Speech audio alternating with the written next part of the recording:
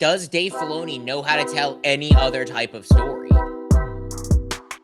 So there's a little tiny inkling of news this week. Nothing huge. There really wasn't much. There was the Punisher trailer, which Carson was bullying me about off camera, but I refused. I'm gonna bully you on camera about it too. Cool.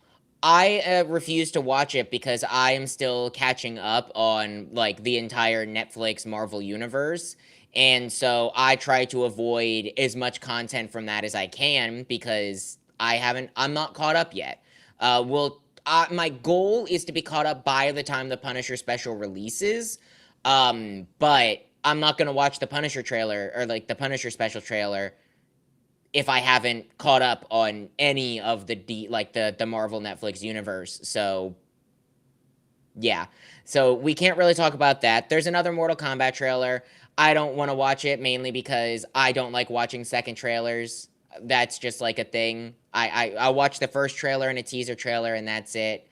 But there was a little tiny confirmation that we got, courtesy of the Escape Pod this week, who had Brad Winderbaum on their podcast, who confirmed that we are, in fact, getting a Marvel Zombies Season 2, and it is currently in production.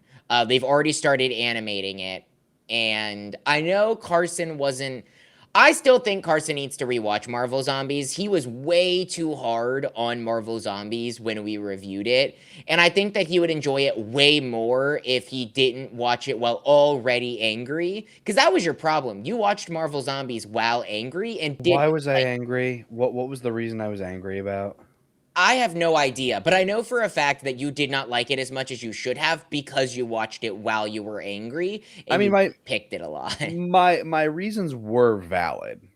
I think I know why. I think it's because I was tired of the Marvel like animated shows just not for at least for me not living up to what they really could be when especially when it's an animated TV series, which theoretically should be easier for Disney and Marvel to do pretty much anything they want to do because they don't have to have the stunt actors and this and that. You can take things straight from the comics if you really wanted to. So I think the reason I was probably so angry is when I just got in my mind what was more of the same. Still better than What If. Holy, still better than What If. I don't think that any of us are going to dispute that fact. Still better than What If. In my eyes, better than Eyes of Wakanda. I But mean, I think still it's just more of the definitely better than same. Eyes of Wakanda, but you also hated on Eyes of Wakanda, so That no, that one I did genuinely hate on. That one I wasn't angry about. I just hated on Eyes of Wakanda. I didn't like it all that much.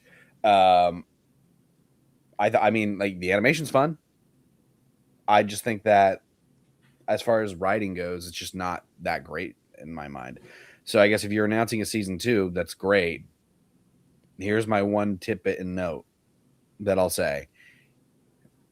Give me any reason to care about the fact that it's a season 2 beyond the fact that you're just trying to draw more money out of it. well, Give you me the have to reason. remember, season 1 ended on a major cliffhanger. Like, it What did it ended end on. on again? See, you don't even remember the show. You need to I rewatch it because I the don't. ending was essentially Wanda, who was the more like, we think we won. We think we've reset everything, but there was like that little note at the end of the episode where Oh, with Riri. Yeah, Wanda yeah, yeah, had yeah. like rewrote reality in a way that everyone's still zombies, but we think they're zombies essentially. So Yeah, never mind. I remember that now. Yeah. yeah. So I'm very excited. I really enjoyed Marvel Zombies, especially after like having time to think about it and rewatching some of it. I am much higher than I even was when I first watched it, and I still enjoyed it when I first watched it. I think that it's fun. That's all it is. Yeah, it's not the best writing of anything, but it's a hell of a lot of fun. Some of the best action Marvel's done recently. I think the other thing, and honestly, just because we're talking about a topic with one of these in it today, I feel okay to say this. I actually care significantly more about all the Star Wars animated shows than I do any of the Marvel animated shows. And I'm a bigger fan of Marvel than I am Star Wars. That's just the truth about me. I've always been a bigger fan of Marvel than Star Wars. Yet I still feel more drawn and connected to what they're doing in the Star Wars universe. The Tales from the Underworld, Tales of the Jedi, all of it. Yeah, it's very similar, but at least you can kind of care a little bit about what's going on there. give you something in my mind that I can actually like focus on, watch, and enjoy. And the writing is actually not half bad. The score for zombies is actually pretty good. Score for all of them is actually pretty good. And again, I already mentioned visual effects. I just feel like I have a more fun time with that because I actually feel like I have a reason to care. Bad Batch, Clone Wars. I'm trying to think of other shows that were animated that came out that I can't remember. You'll probably help me at some point in a minute. All of it just has better stories. It's more fleshed out. There's a reason for them to exist. It's not just there. That's the biggest thing with these shows. I love the multiverse concept. I always have. Because it's a multiversal concept, I don't have a reason to care about any of the characters in Marvel Zombies because it's realistically not going to affect my main MCU plot, which is the thing that I'm following. What If is probably the only one to do that, and they drop the ball hard with season 3. And then Eyes of Wakanda also doesn't affect, at least for That's me, such a any. counterintuitive statement, though. Like saying, "Oh, I love the multiversal content," and then saying you hate everything about the fundamentals of the multiverse. No, That you can. literally that is so contradictory. You just The got to give point a of the reason to. multiverse is so that you can go off and tell stories that don't affect your main timeline. Great. I prefer the stories in the MCU like Fantastic Four.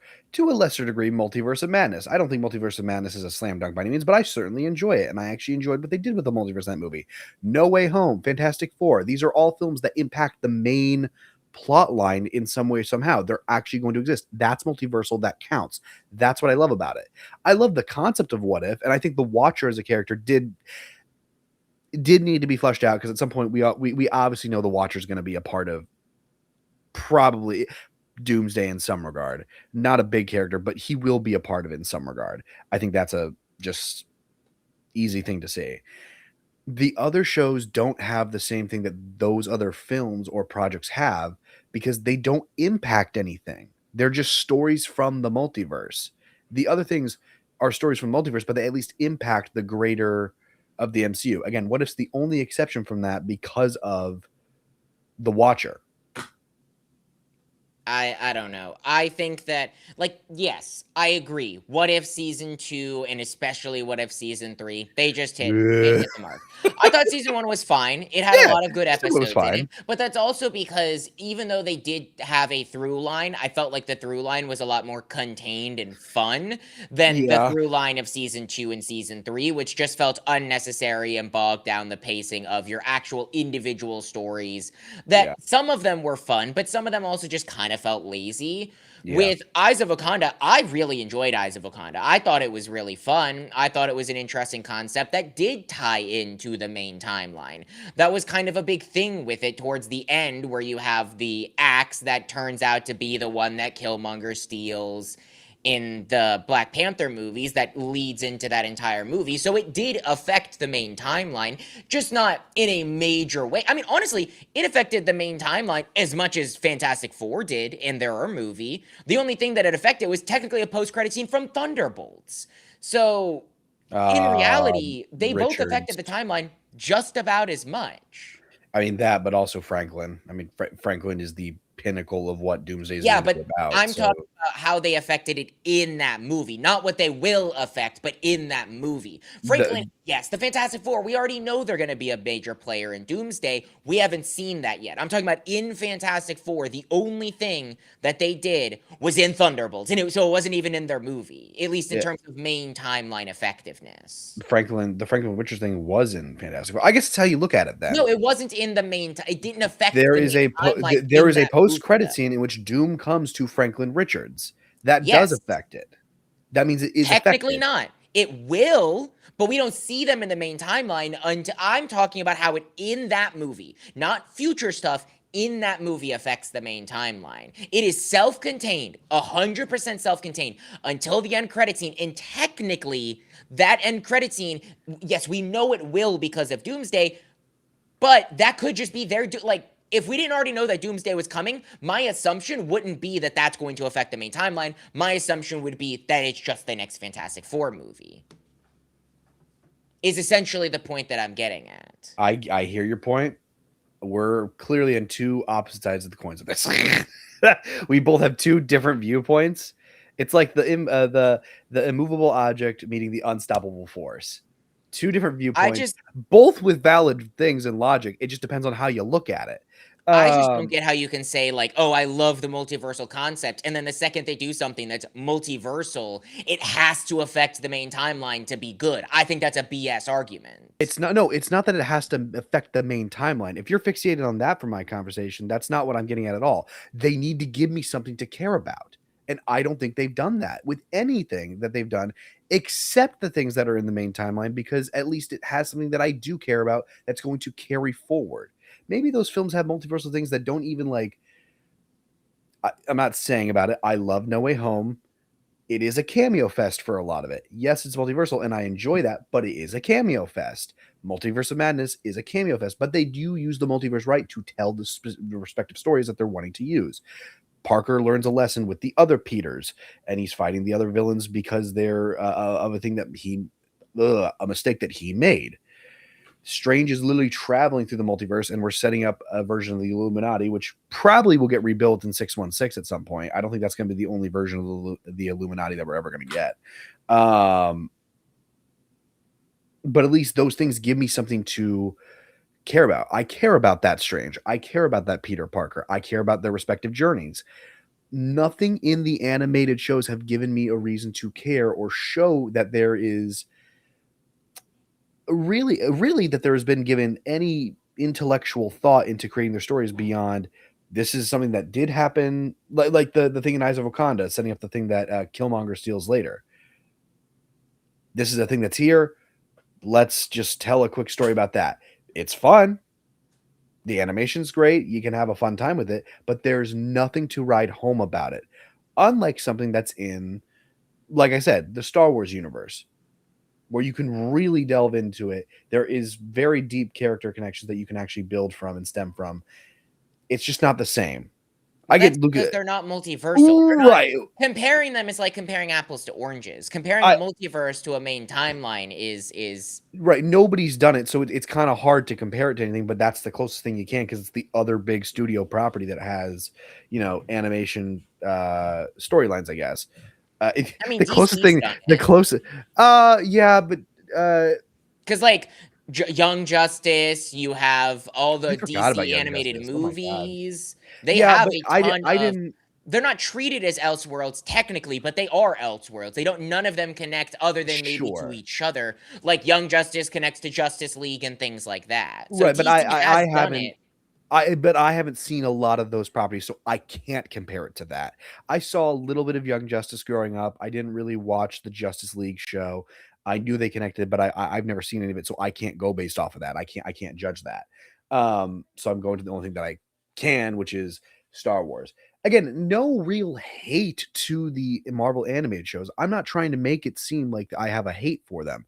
They're perfectly watchable and you can have a fun time, but I don't want a season 2 or I don't want a show to continue if I don't feel like you have given me anything from any of the properties that are worth me coming back beyond watching, once and saying, "Oh, okay, fun time."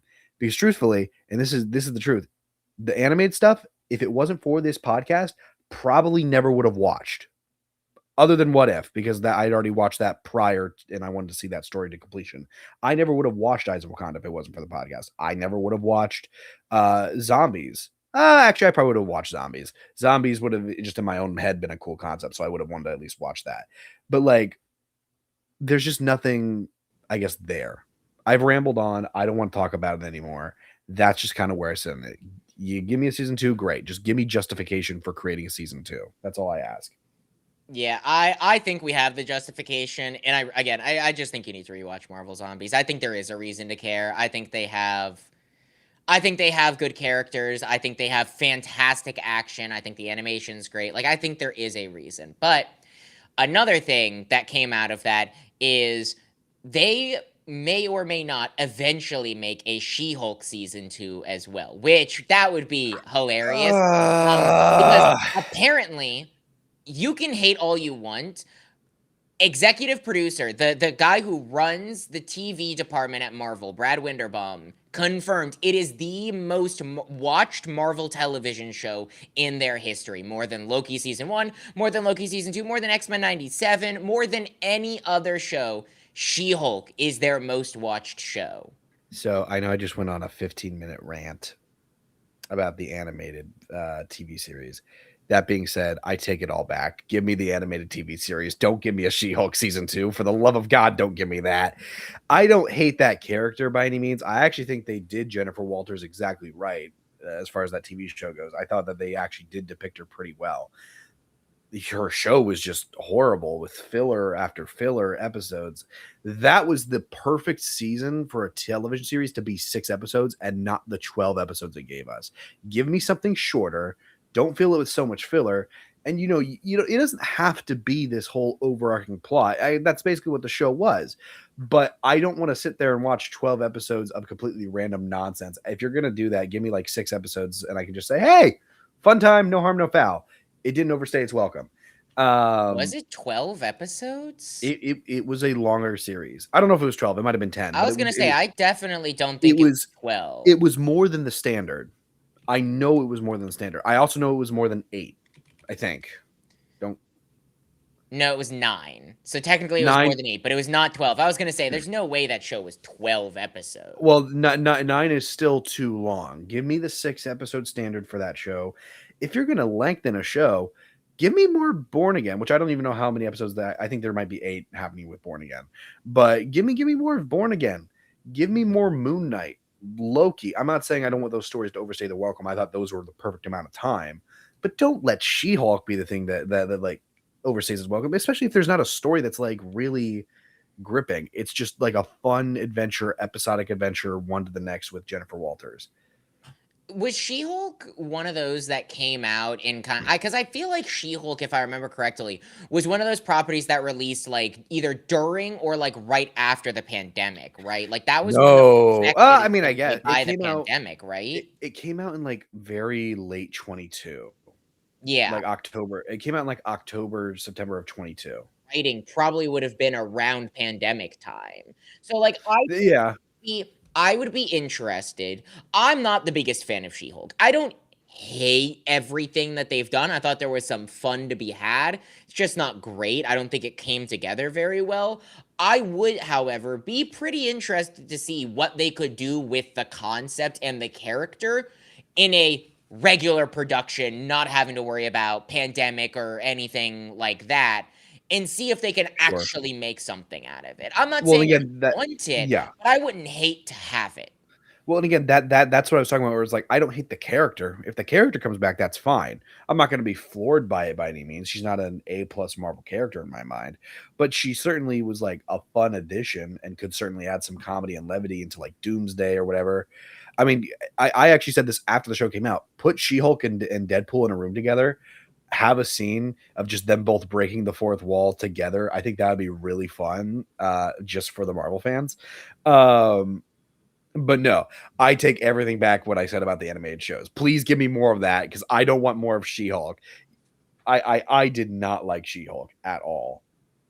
I think the only show I do think that maybe they could do something interesting with She-Hulk. The one that I don't think anyone ever wants to see again is like never make another season of Echo. That one was Echo, genuinely bad. I don't think anybody. I can list off the ones that people don't want to see again. I'm not saying I would want to not see them again, but like these are ones I can name for sure that people don't want to see again. They don't want to see Falcon and the Winter Soldier. A lot of people did not like that ending, and for the most part, if John Walker was in that show, a lot of people didn't really like it all that much, especially with the other Captain America movie right around the corner. I didn't have a big problem with it. I did have problems with it, but I didn't have a big problem with it necessarily. But that's one, Falcon and the Winter Soldier. I don't this hasn't even come out yet, but I know people weren't really like excited for it. Nobody really wanted to see Vision Quest. I think that's also kind of part of the reason why it's gotten pushed off as long as it Well, it's has. coming out. It is. It is. Like it's coming out relatively soon. That was another one that Brad Winderbaum talked about on the Escape Pod podcast. Is he talked in as much detail as he could about Vision Quest coming out? Yeah. Because we got the confirmation that we're seeing Ultron, or at least a version of Ultron. So Sure. Vision Quest, and then also not out yet, but Armor Wars, which nobody's heard anything about, and I'm pretty sure they scrubbed. I'm At pretty one sure that point, was scrapped they because it was went supposed to from be a TV series, then it was then going to be a movie, movie, and then I think it now was it's gonna be a whatever. TV series again, and then I think it's basically gone. Like I don't Right. think we're Right. And I honestly couldn't begin to tell you um what that show was even going to be about. It had Rhodey in it. Oh, Secret Invasion. I know people don't want to see Secret Invasion again or anything related. Not that that could get a season two, but I yeah, think if that's as much as I love Amelia Clark, if you left her out of the MCU, I don't think anybody's going to miss her. Um, I wouldn't be surprised if they like made an appearance in Secret Wars. Definitely don't see them making an appearance in Doomsday, but oh, I don't know. Like, Secret Wars is honestly one that should have never been a TV show. That should have been an Avengers movie.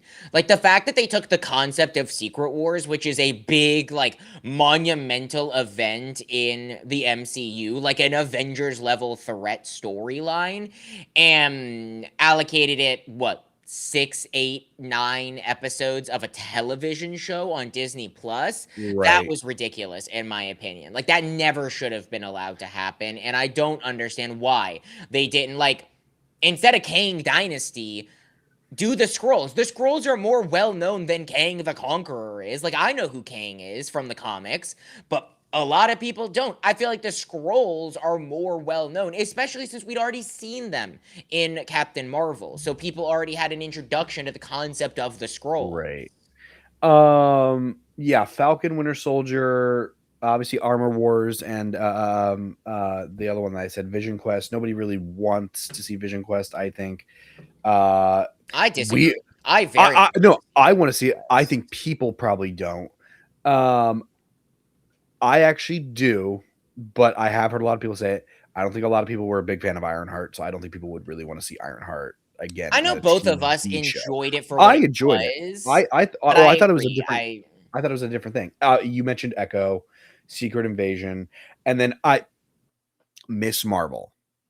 I'm probably one of the only people to say that I didn't hate Miss Marvel, but I also don't need to see her in a TV show again. Just put her in a movie, and I will be I just okay with love that. Iman Vellani. She That's does what a I great job. She does an incredible job. That yeah. again, she was my favorite part of the Marvels, and part of the reason why I actually hot take, I prefer the Marvels to Captain Marvel significantly. Yeah, and a lot of that has to do with Iman Vellani. Iman Vellani is fantastic in that role, and I want to get as much of her as possible. I was she a part of the chair reveal for Doomsday? Do you I know? don't believe so, but you can pretty much bet that she's going to be in it, I considering hope that. so. Well, I hope okay, so. we know that Kelsey Grammer's Beast obviously was announced for the Mhm. movie. We know that we got a bunch of X Men characters. Monica Rambeau, our Monica Rambeau, is in the universe with those X Men right now. Mhm. So we know for at least at some point in Doomsday, even though she also wasn't part of the share reel, she has to show up at some point because she's in that universe, Yeah. I mean, which there's also probably a lot would. of like characters we haven't seen again, like America Chavez. Or are we ever going to see America Chavez again? Are we ever going to see any of the Eternals characters that were hinted at? Are No, we ever going to not see any of Eternals. the like Celestials I or I'm actually really sad about Eternals because they had a lot of A grade actors in that movie that they I mean, you probably had could have fucking just Harry used. Styles in the post-credit scene. That's not even the Like, biggest one. I would refer to Camille Nanjiani, yeah, Brian. Is it Brian Tyler Henry? Brian Henry I Tyler? think so, yeah. I don't know what his name is. Something like that. But Obviously, the character's dead, but Selma Hayek, Richard Madden could have come back. Oh, Kit Harington playing Black Knight is probably the biggest of all of them. yeah. Uh, I mean, you had one of the most stacked cast outside of the just original six Avengers with the Eternals and Barry Keoghan. Oh my God, Barry Keoghan was in Eternals. They had a stacked cast, and then they're just probably not coming back. That's the most disappointing thing for me, especially because you and I both have agreed we don't hate Eternals. I've actually watched Eternals more than most of the other bad Marvel movies again. I don't know why, but I just really enjoy it. Anyway, so no season 2 to She-Hulk. Leave it at that.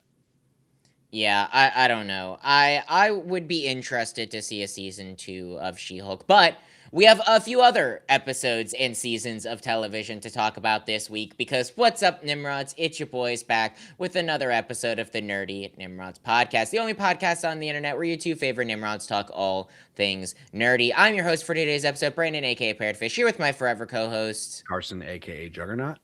and that's right. Today we are a TV only episode. We have 3 different shows to talk about this week. It was a big week for television, and we're not even talking about Born Again because I haven't seen it. So this week we will have The Boys season 5 episode 1 and 2. We will have Invincible season 4 episode 6, I believe. Yeah, I believe episode it's 6. 6. And then we will have Darth Maul, or I believe it's technically just Maul Shadow Maul. Lord, episode 1 and episode 2. That is a stacked lineup. I will go ahead and give the proverbial spoiler warning for all TV shows. There will be timestamps in the description. We will get into spoilers right away when we start talking about a show. That is your one and only warning. But before we get into that, Carson, how you doing? Well, we didn't talk about this in the cold open, but there is some very exciting news that has happened on the podcast. Probably more exciting than anything we've ever had before, and that's the fact that I finally have a bed frame on my mattress. I'm no longer sleeping Yes. on the ground. Yes, that is huge. I made fun of Carson either last week or 2 weeks ago or something like that about the fact that it's been months of recording the podcast and Carson's been sleeping on a mattress on the floor. He has no sheets because he's washing those, but he does have a bed frame. Yes. How does it feel? I feel much more elevated. I feel like I don't have to like roll over on my hands and knees and then stand up. I can just actually like just put my feet over the bed, stand right up. It's pretty helpful. It's pretty nice. However, I have like no room. Like if I moved my chair to my right, or I guess to the audience's perspective to the left, I'm gonna be honest. I wouldn't be able to sit in this chair. I would get stopped and stuck. I have like no room on this side of my room, but it is nice to have. Fair enough. Fair enough. Well, we're going to go ahead and get into this. Again, busy week, lot to cover. We're going to get started with the first 2 episodes of Maul Shadow Lord. Then we're going to get into Invincible, and then we're going to end with The Boys. Carson, if you want to go ahead and kick us off into your review of the first 2 episodes of Maul Shadow Lord. Yeah, this was a show that even from conception, when I heard it, I was like, oh, that'll be kind of cool. But I honestly kept scrubbing it from my mind, not because I wasn't excited, just because I kept forgetting that this show was even existing. And so when we were like a week out and he's like, oh yeah, Maul comes out this week, I go, oh, I guess that is coming out this week. All right, let's see what it has to offer. I remember how like excited Maul gets me. Maul is probably one of the just best characters period in Star Wars, which is funny considering where he started. He was most certainly not one of the best characters in Star Wars. He just had one of the best fight scenes ever. They've given him so much lore, so much depth.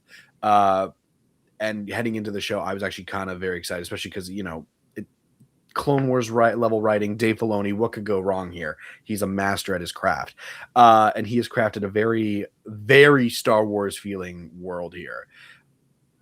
I've always loved the more seedy underbelly crime world that Star Wars has played in. This is definitely more in that territory. So I love the gang war in episode 1. I know it's very simple. There's not a lot of things happening. It's a very much a setup for something that's going to happen later on. But I love the idea that Maul's hunting after these 2 crime lords, one of which who's basically like pledged his allegiance. I don't know what his name is. What's his name?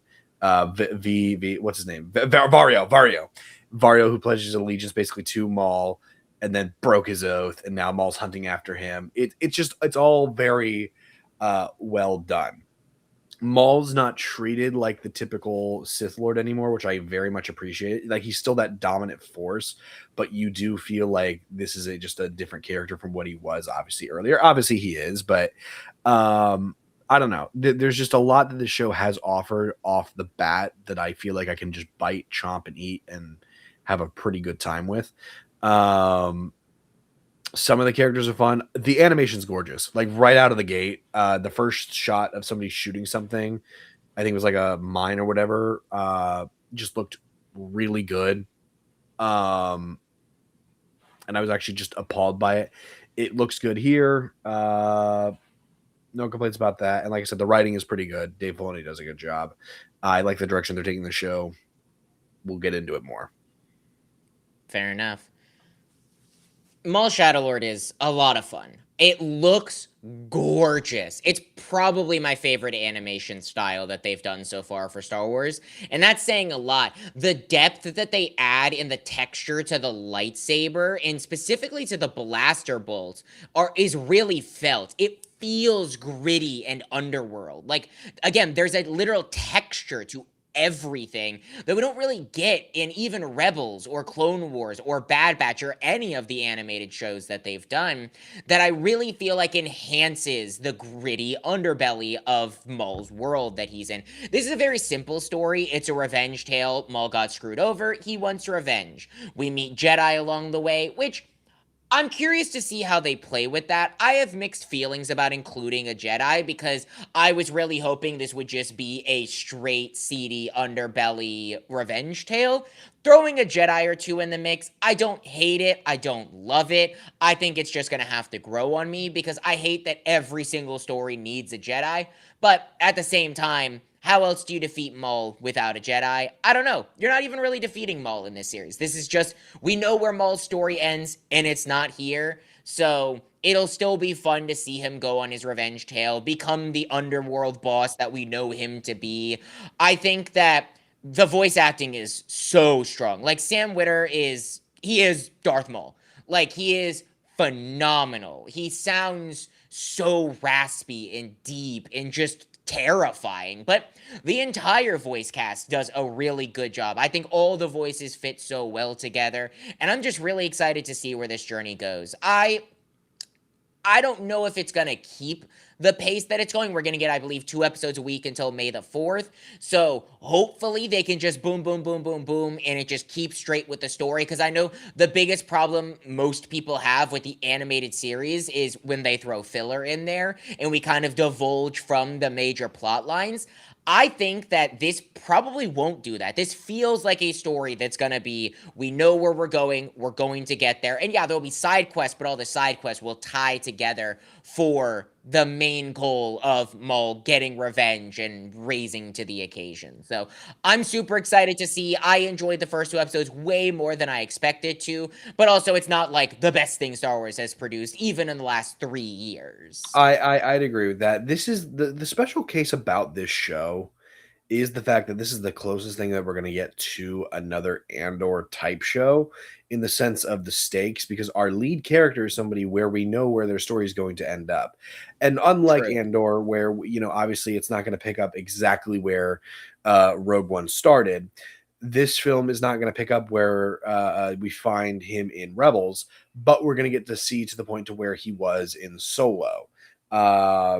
Yeah. Which is that big crime boss that we know he eventually becomes, and yet we never really saw the stories of. Again, that's the thing that entices me about this show. Something you said earlier, and this has nothing to really do with the show. I'm just curious, because even on IMDb they call him Maul. Is he still Darth Maul? So that's actually really interesting. I don't know, because in the show they call him Maul, and to have the Darth title, you need to be a Sith. So I think I think you're right. That's actually a good catch. I call him Darth Maul because that's his first introduction, but he really isn't a Darth anymore. That got taken by Vader. That's why he's Darth Vader. It got The taken by Darth title is Dooku. typically carried by the Padawan of I believe it's typically the Padawan title of the Sith, if I'm not mistaken, or something along the lines. I mean, So well, yeah. But you have Darth Tyrannus or Count Dooku who took it over after Maul, which is also, then Vader takes it over from Dooku, whatever. It doesn't really matter. But like that was something when you brought it up. I was like, is the Darth thing like still apply, or did he lose that the moment he, basically disowned yeah, like his no, actual faith and religion with the Sith? Like, he's still not a good guy, but I don't think he's technically classifying himself no, as a he Sith isn't. anymore. Not even like he's definitely not a Sith anymore. He's a Force user, but the rule of 2 denotes that he is not a Sith. Like he has a red lightsaber, yes, and he can use the Force, but we know that there are plenty of Force sensitive users that aren't even considered Jedi or Sith. Like they're just Force sensitive people. The only thing Right. is like he has the red lightsaber, but it's also he had the red lightsaber before he became like beforehand. Like he's already had that. So Yeah, and you also this again doesn't have really much to do with the show. It's just a comment that you mentioned when you mentioned Rebels and the animation style. I This might be a hot take. I know a lot of people like Rebels.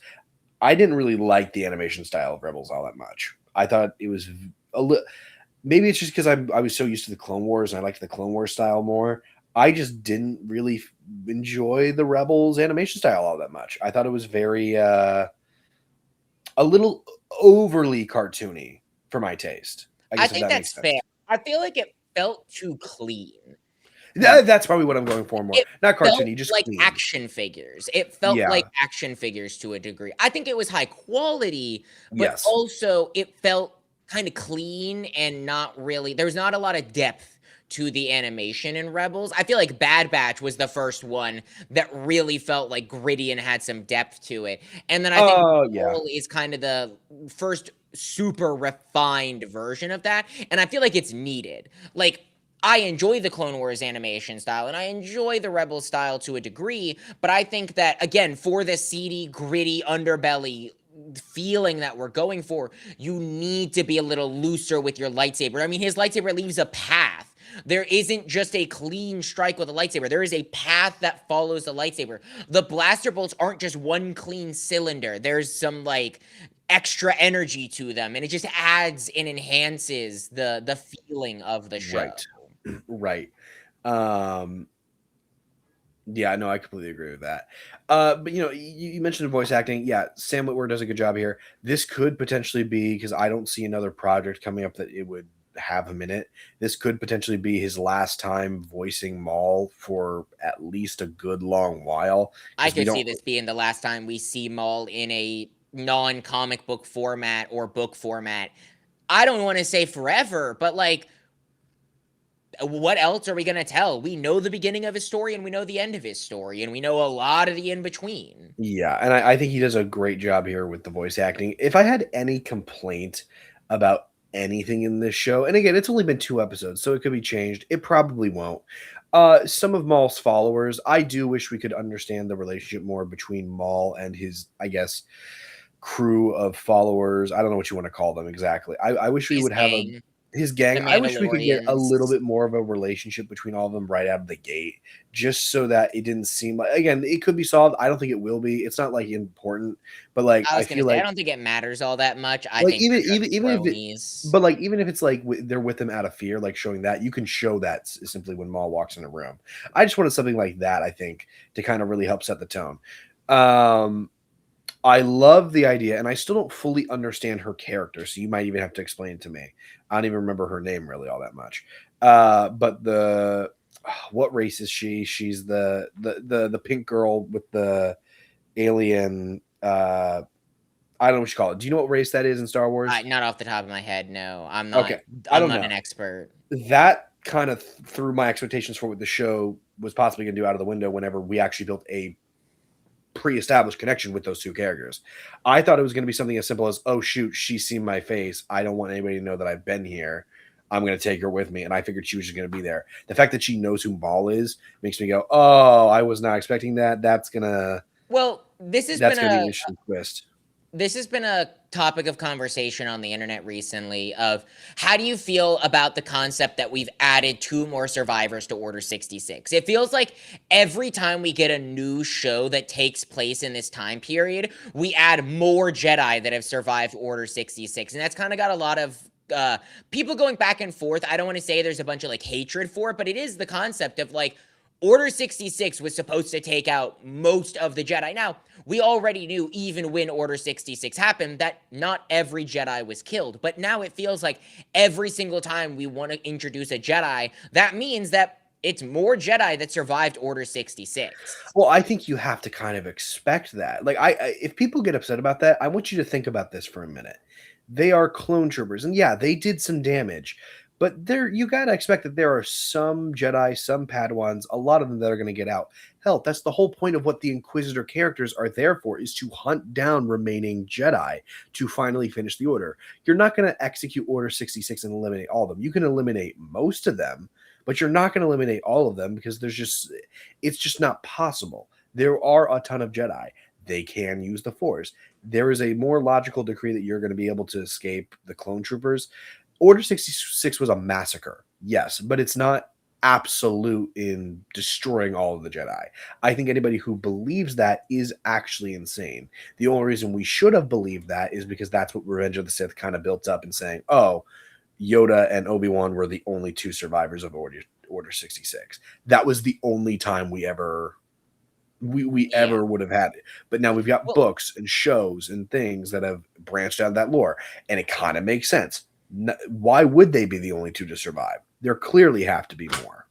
Well, and I think your point is very apt of like, these are clone troopers. There's only two ways that clone troopers can defeat a Jedi. One, numbers. Outnumber them and you win.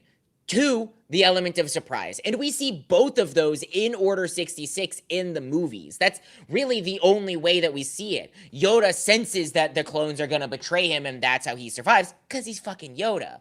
Obi-Wan, he's Obi-Wan. It was a very similar thing. But with a lot of Jedi, if they weren't around clone troopers at the time of Order 66, it would be a hell of a lot easier for them to get away. And then, yeah, again, that's what the Inquisitors are for. The Inquisitors are there as an answer to the remaining Jedi. Otherwise, the Inquisitors wouldn't be a thing. So yeah, I think that's a very apt point. And I don't have a problem with them introducing more surviving Jedi from Order 66. I do kind of have a problem with the direction that they're taking Maul in a way, at least the show, because I was really excited for a seedy underbelly story for Maul. Now, we're getting a story that I feel like we've seen too many times at this point, which is we're taking under another Jedi. They're gonna either turn Maul and make him a little better of a person, or Maul's gonna make them a little worse of a person. And I feel like we've seen that story enough in Star Wars, and that's why when we got the character, I was like, okay, she seems interesting, and then it was like, she's a Jedi Padawan. I was like, are you kidding me? I So don't it yeah, doesn't get me excited. It doesn't like make me like turn off the show and go, I'm not gonna watch this. But it also, I'm not gonna be super pumped for it, really. so it's not the idea that Maul can be a little better person or change. That's the whole point of a character arc. You can have that happen in the show in the show again. That's perfectly fine. I'm okay with that. It just can't be from a Jedi. It cannot be from a Padawan because we have seen that too many times. Which is why when I said at the end of episode 1, I was overly hyped. By the end of episode 2, I went, okay, so we're going to get the exact same thing that we've gotten in the past. Because episode 1 Yeah. had a really interesting idea of, oh, we're going to build this connection. Great. Now we're introducing the Jedi factor. I'm not going to say I don't like it. Of course, I love seeing stories like this. But again, one of the biggest things going into the show was Maul's not a Sith. He's the only Force user. He's the dominant Force. That's all I wanted. And now we're introducing a whole nother Force that I don't want to see because we've seen it too many times. Yeah, well, and it does kind of call into question of like, does Dave Filoni know how to tell any other type of story? Like, this is Probably. another Dave Filoni like headed show, and especially with Dave Filoni taking over Star Wars, like I hope that isn't a sign that this is going to be every story that we get going forward. I don't think it will. I think that this is just I think it's a story he wants to tell, and so he's going to tell it. Dave Filoni. Here's the one thing you can't say about Dave Filoni: when he sets up a story, there's usually a reason he sets up that story. He has not been proven wrong on that fact yet. Not Yeah. at least he hasn't yet.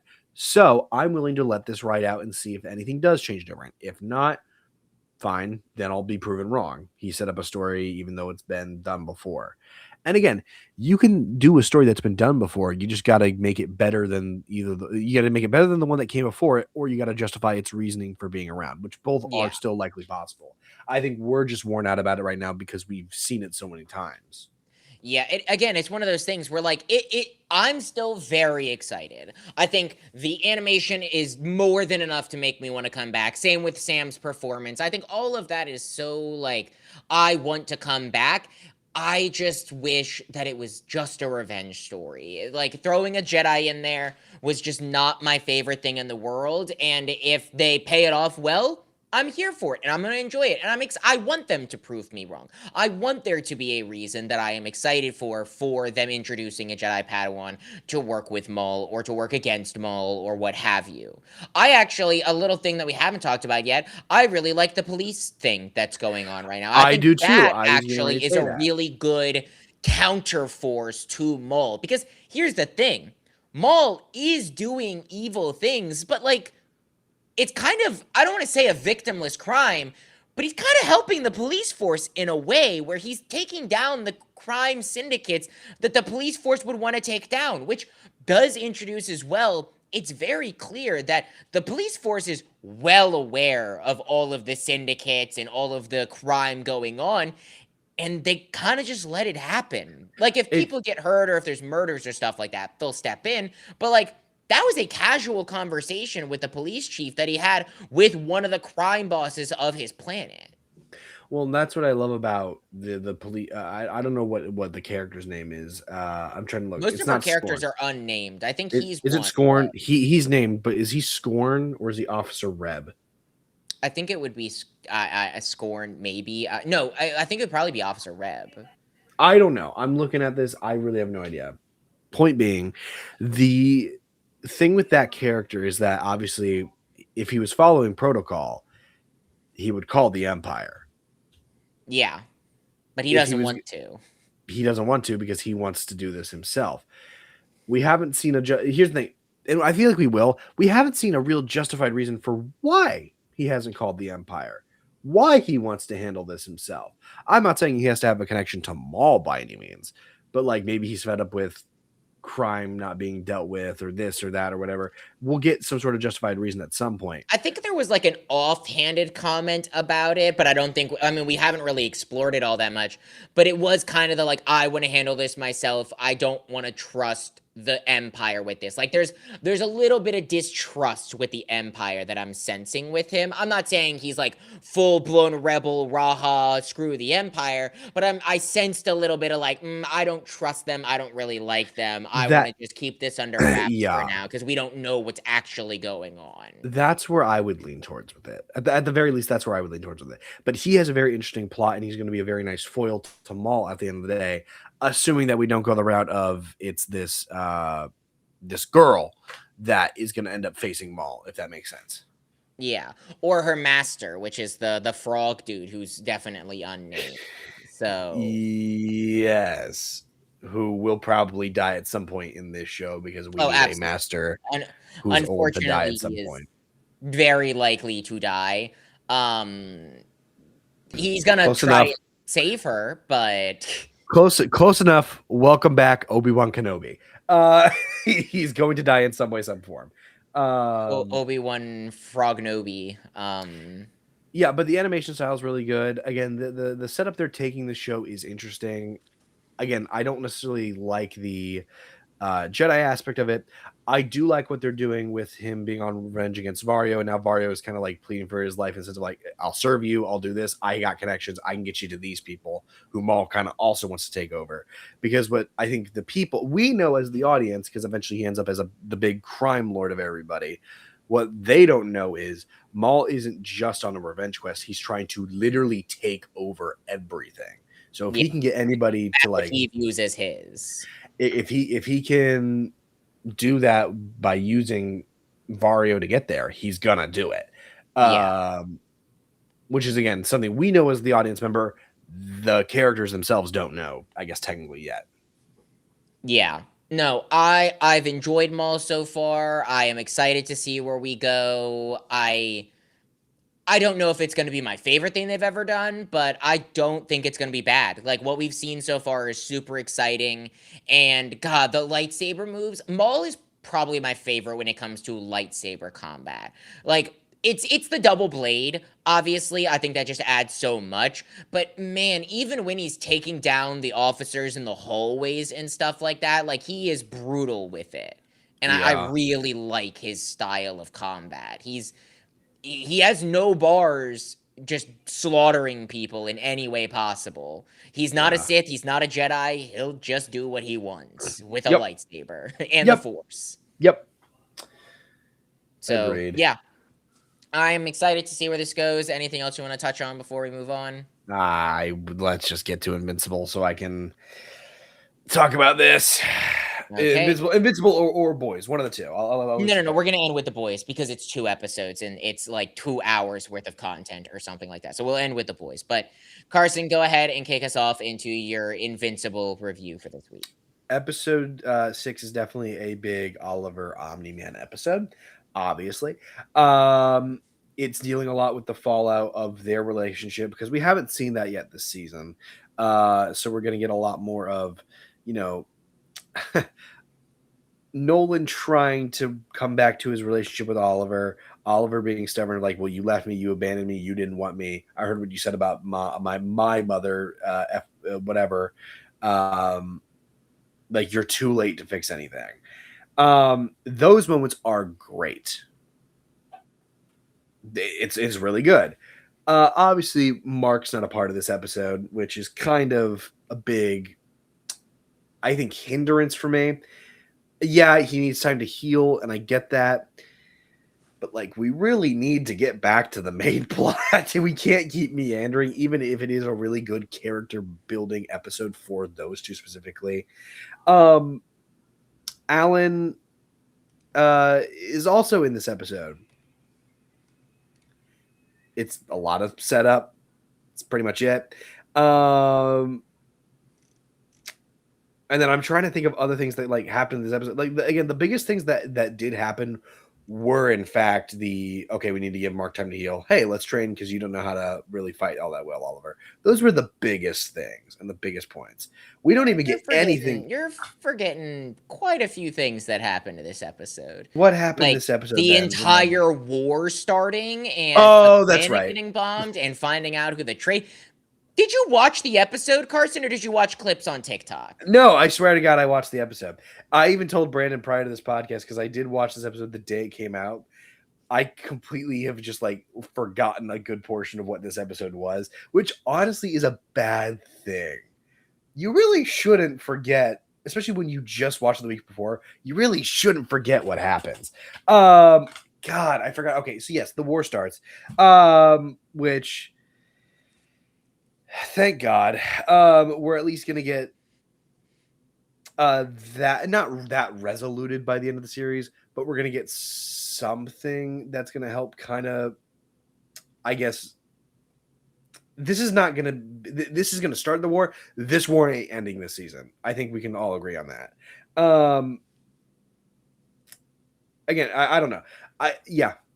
We'll just get into a back and forth. Go ahead. Yeah, I'll go ahead and give my thoughts and then we can get into the back and forth. Invincible Season 4, Episode 6 is an okay episode with some really high highs, and I don't think there's any really low lows. It's just consistently okay. I think that the stuff with Omnivan and Oliver is good. I think the biggest hindrance of this episode, though, is the pacing. This entire episode is 3 months, 3 months of time or something like that. And it feels like a montage. It's okay, the war has started. We're going to get bits and pieces of how successful and unsuccessful the war is. We're going to get bits and pieces of Nolan and Oliver's relationship starting to maybe mend. But you don't let any of that stuff really breathe. You kind of just resolved it all pretty quickly in cut together montages. Again, there are some really high highs. Like when the Viltrumites actually invade the rebel base. That was great. That whole combat sequence was great. Obviously, Oliver, Mark, and Omni-Man all coming and saving the day. That stuff was great. I just think that the pacing of trying to cover the war and the relationship mending and not just like, oh, here's a scene, we're gonna do it, but like, here's a montage of it happening.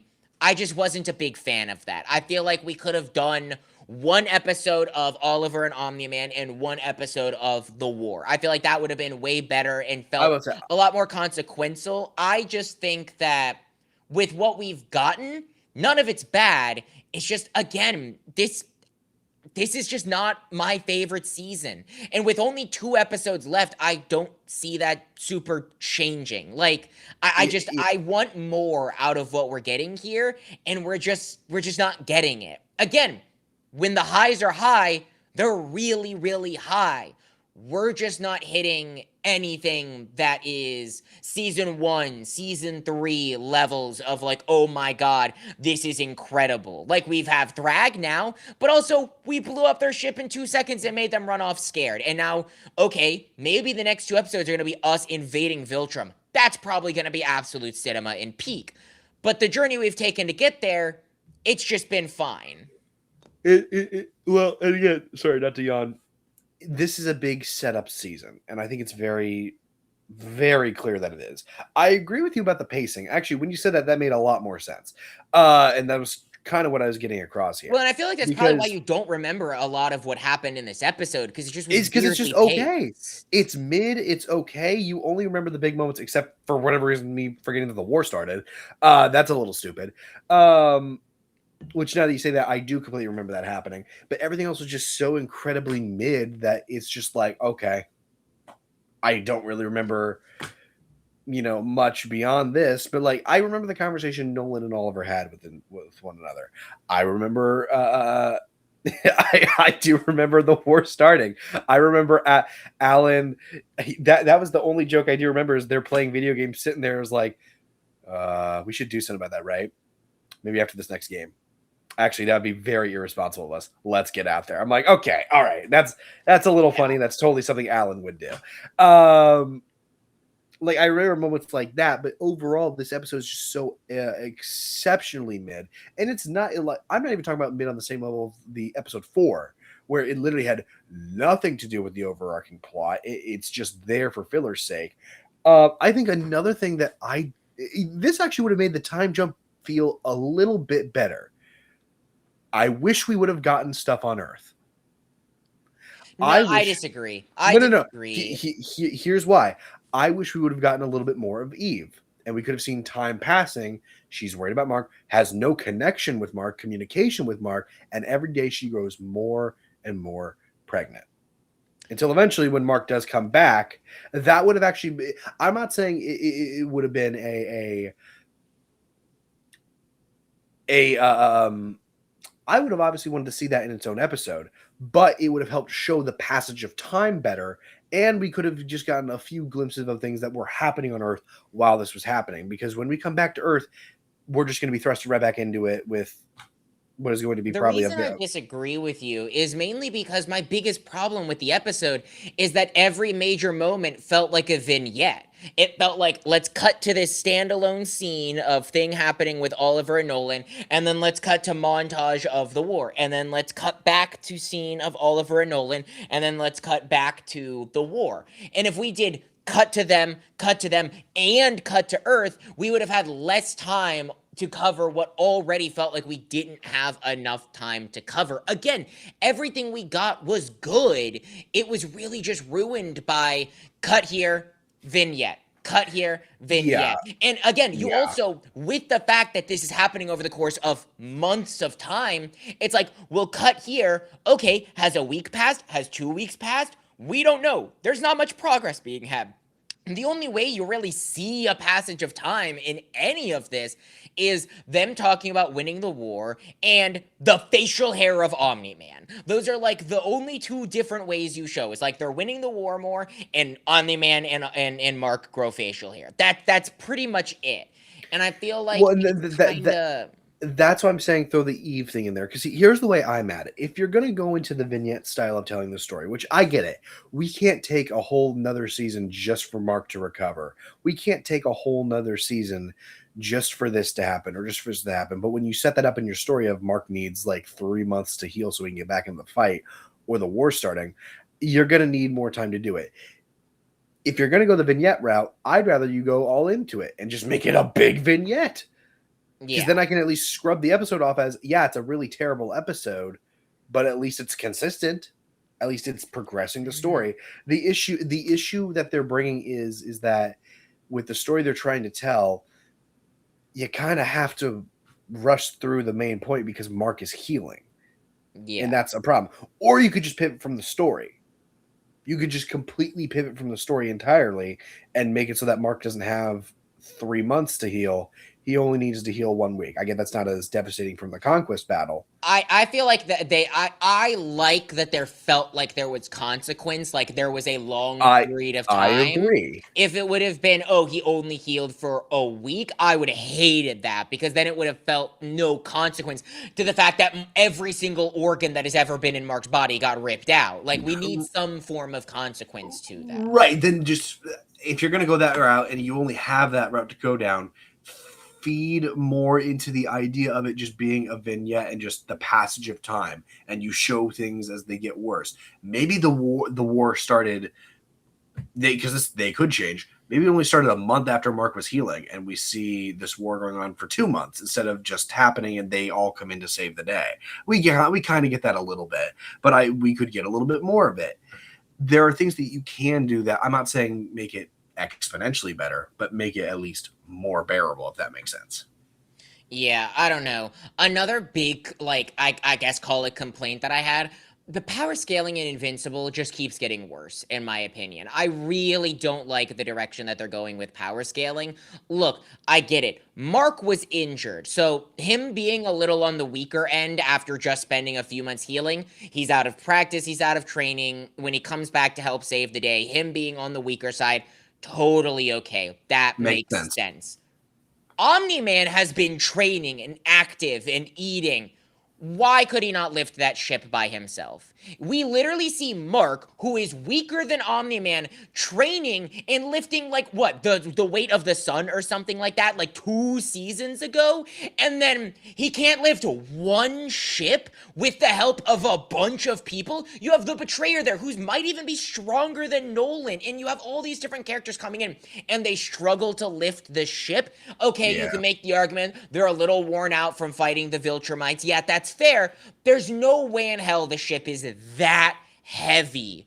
Yeah. Like, there's no way the ship is that heavy that you have to get 3 of the strongest characters in the verse per side of the ship. That makes no sense. I That's just agree. a I one agree. thing of the power scaling. Again, the Teknite stuff. Teknite struggled to take down an Earth villain who was taking the electricity, and now they're like a pinnacle part of this war. Like, I just don't get the power scaling dynamic. I agree. I think power scaling is a little off. I think it could get better, but I don't even know if that's like a writing problem. I think that might have just been like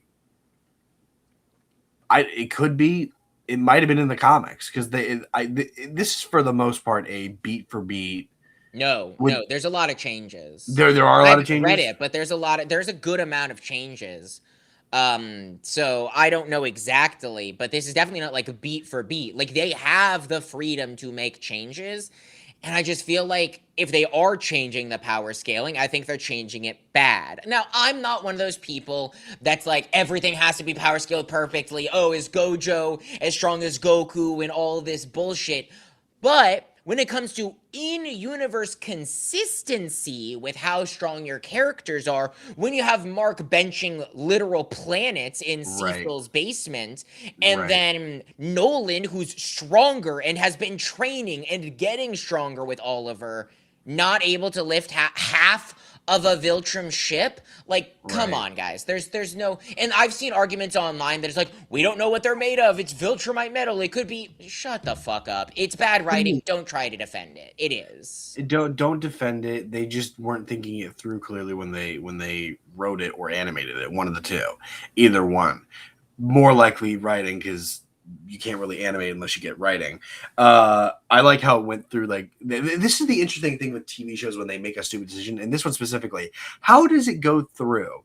Like at the very least, 10 different people because you have different animators working on it, different writers that touch on the scripts and whatnot, directions, all of it.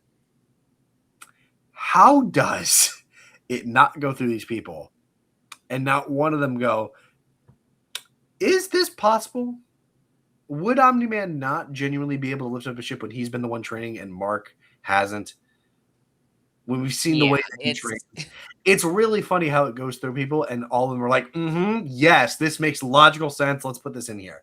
that's one of my biggest problems when people try to defend mistakes in like shows and movies. Like, yeah, if there's small things here or there, that's totally fine. But like, this had to be story written, storyboarded, animated, proof watched again, touch up, background, voice acting.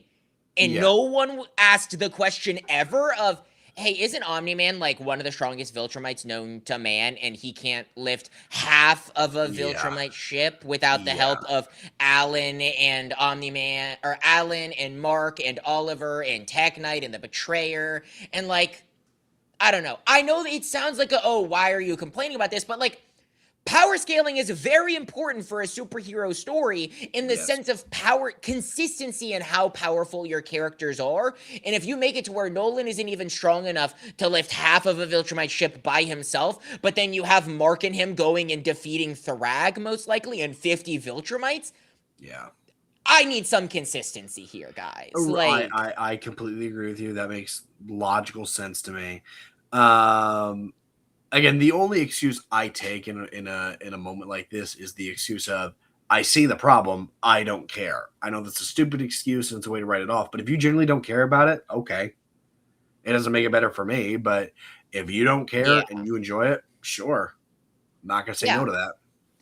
Yeah, I just think it's like power scaling is technically the right word, but I don't like using like power scaling feels wrong because people get the wrong idea of it. It's literally just consistency and power. That's all I care about is Right. consistency and how strong these characters are. But moving on to some of the other positives, like the fights looked good. I think the animation in Yeah. this episode was definitely better than the last episode. I think there were moments that weren't great, and I still have my problems with the animation. But I also think that not a lot happened, so there wasn't a ton to animate, so they didn't Right. have to worry as much. Right. And Um, obviously it wasn't going to happen until at least next episode. Nothing major. Too major was going to happen beyond, hey, let's start this war. Let's just get it going. Next episode will be yeah. a bit more, I think, catastrophic and consequential. Yeah, I mean, we have our spy out of the way now. That was I guess a big thing that happened because that was a mystery from the previous season on like who's leaking information and all of that. And now we know who it was, and it was one of the doormen, which felt kind of unconsequential, but at the same time, like I didn't really want it to be a character that we knew and it to be like this big, like, oh my god, I can't believe like Alan's girlfriend betrayed us or something. But I mean, it would have made it probably would have made for more, I guess, dramatic in like character building moments, I guess, if you wanted to go that route. But yeah, yeah, I get what you're saying. Yeah, there's no like, there was one of my favorite jokes. My favorite joke of the season was said in this episode. I don't know if you might not remember this because you didn't even remember the fucking war. probably But not. when Omni Man was talking with Oliver when they were on the planet and they were having the conversation about Oliver's mom and Oliver being different from everyone else on Earth and about him missing Debbie, there was a joke in there where he was like, "Oh, we went to the grocery store and I saw these lobsters and one of them made me feel tingly inside." And Nolan's like, I don't know how to handle this right now. And then Oliver goes, I still ate it. And I was like, oh my God, that I was cackling. Because Oliver's like, ooh, that lobster, it was kind of hot. I still ate it though. So, not that big of a deal. And I was like, oh my God, that is hilarious. Yeah, Nolan doesn't know how to deal with it. Again, they're doing a really good job with the Nolan Oliver relationship as of right now, and I think they're good. That's going to build to a very, very, I guess, I think perfect end just based on how they're building that right now. Like I don't see a possible way they could screw that up. I actually think they should die. They should kill Nolan because Nolan's not making it out of the show alive. I think He he's shouldn't. I mean, he's irredeemable. Like, like, yeah, he's what not are you gonna making it do if out of he the. lives? I again, the only way he's going to be redeemed is in the eyes of Mark, and that's not going to be like a I completely forgive you for what you've done.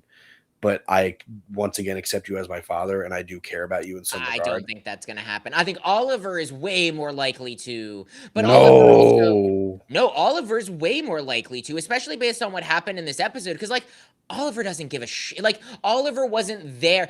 You have to remember, Mark was used as a human shield to actively kill millions of people. Mark Mm, is never going to forgive Omni-Man for what he did, ever, or accept him as his dad again. Oliver, on the other hand, didn't go through any of that. The worst thing Nolan did to him was abandon him and his mom. And then yeah, some bad stuff happened on his home planet of the Thraxians, and that was also something that was discussed in this episode, but it was nowhere near as bad as what happened to Mark and Omni-Man. So right. I could easily see Oliver forgiving him and kind of moving past, because he isn't a human, so he's not going to care as much about what Nolan did to the humans. He more cares about what he did to him. Right. Which, yeah, I guess that could make. Yeah, I guess that makes a bit more sense. Um. Yeah, and look again. It's just hard to talk about this episode. It really is, because there, like you said, the highs are really high, but there's not, I guess, low lows. They're just painfully averagely Yeah, middling moments, and for me, it makes it a little unforgettable. Or yeah. I'm Well, sorry, makes it a little forgettable, not unforgettable. Jeez, Louise, yeah. I get definitely I get what forgettable. you're going for. And so it's just hard to talk about an episode like this, especially when we know that next episode is genuinely. We said it about last episode too, but next episode is going to be Hopefully great. a bigger Maybe. deal. Well, also coming off of episode 5, with that being as good of an episode as it was, with Nolan coming back to Earth, the conversations with Debbie, with Art, with Mark, and then the big fight scene at the end of that episode, with that episode being as great as it was, uh, it's hard to look at this episode and not go, "Oh, that's a little disappointing to what they gave us previously." You know? Yeah. Well, and I just remembered another thing that I wish I would have brought up in the earlier power scaling conversation, but like the ship isn't the only problem I had with the power scaling in this Mm, episode. The other major problem I have is, yes, he like Nolan was able to take down the bugs on the planet with like Mark and Oliver and all of that. But like they're supposed to be the strongest beings in the universe, essentially, and he had to get Oliver's help to take down a bug. Like, I just like, again, I feel like the power scaling is inconsistent, where these random bugs on a random planet are able to at least put up a fight against one of right, the strongest Viltrumites. One bug is able to at right, least hold their own for a little while. Like, the only way that Nolan was able to take one of them down originally was to go inside of it and burst it from the inside. Like, yes, he took it down, but like, I don't know. Again, it having the same level of fight and resilience from the mother bug as you do when Nolan fights a Viltrumite right, just doesn't feel good. Have right. Nolan speed blitz the bugs. I I agree, especially because we've seen Nolan in very in season 1 specifically. Let's go with that. Carve through the Guardians of the Globe like they're nothing, and they Agreed. should have easily been able to take down all those bugs. Yeah, they're strong creatures, but they should have at least been able to take them down pretty easily. So you mean to tell me that Nolan could cut through those really powerful superheroes pretty easily, but need Oliver's help against the bug? Yeah. It's a little weird. It just creates moments. That's all. That's all Again, they're trying it's to one of do. those things where it's like, if you don't care about it, I guess I can understand, but at the same time, when you have the fight against a bug last as long against the fight against a Viltrumite with Right. the same character, Right. it just doesn't feel good. And it's multiple moments like that, like the ship, that all add together to go, what the hell? How strong are these characters? How weak are these characters? Like, Superman would whoop Omni Man's ass if he's struggling against a bug or a ship. Right. Like, Homelander would wipe the floor with Omni-Man with the way that he's been acting in these recent Which episodes. is Like, funny considering they've said for years that Omni-Man would whoop Homelander's butt in a fight. And now we're saying that no, based on the power scaling, Homelander could totally do it very easily, actually. yeah, Um, it's like I don't get what power scaling we're going for here. I really don't. But overall, it was an okay episode. I think there was a lot of high highs. The fight with right. I mean, really, only the only high was the fight on whatever the rebel lead base was. It was really No, the that Oliver and Nolan stuff was good. I just wish it wasn't told and vignette skip 3 weeks, vignette skip 3 weeks, and a lot of their actual character development happened off screen. I mean, I guess I enjoy that though. I thought that the conversations were really good and the writing was very good for it. So Yeah, it wasn't bad. Like what we got was good. I just wish it wasn't told moment, moment with like weeks in between each moment, essentially. Same yeah, with the war. Like, we never really even saw the war on any of the planets other than here's big map we stare at. We've taken more territory. Cut back, more territory blue. Like, I don't know. I don't get excited about stuff like that. I agree. But But yeah, moving on, overall, yeah. pretty okay. Nothing to write home about, but nothing to be angry about, I guess. Yeah, but moving on to our last review, we have 2 episodes, the first 2 episodes of season 5, the final season of The Boys. Carson, I'll go ahead and kick it off to you. The Boys means a lot to me. It's one of the first real rated R TV shows that I've kind of like watched those like over the top. I watched it pretty much season 2 onward. So I probably shouldn't have been watching it at the age that I was, but I watched it anyway because why not? So I've been watching the show since 2020, meaning I was a sophomore in high school. I probably should not have been watching the show at that time, but I did anyway. The characters mean a lot to me. I don't think it's by any means a perfect show. I think, and Brandon and I have discussed this in great detail numerous times off podcast about how The Boys is over the top, almost to its detriment. It's got really high highs, but its lowest lows are within the gratuitous violence, nudity, and all around grossness that the show brings. Again, it's part of the show's charm. I get that, but it makes it a little bit harder on rewatch. That being said, season 5 actually starts off very, very well, just off to a big swing and a huge hit.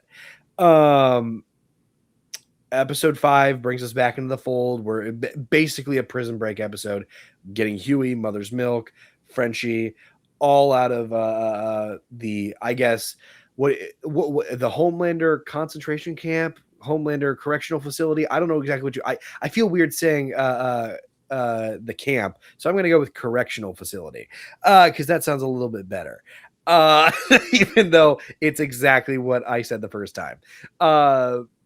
Getting them out of there so that we can get started moving forward on the series off screen, off camera, or during the time gap that we've had. They've had time to work on the virus that they're going to spread to all the soups.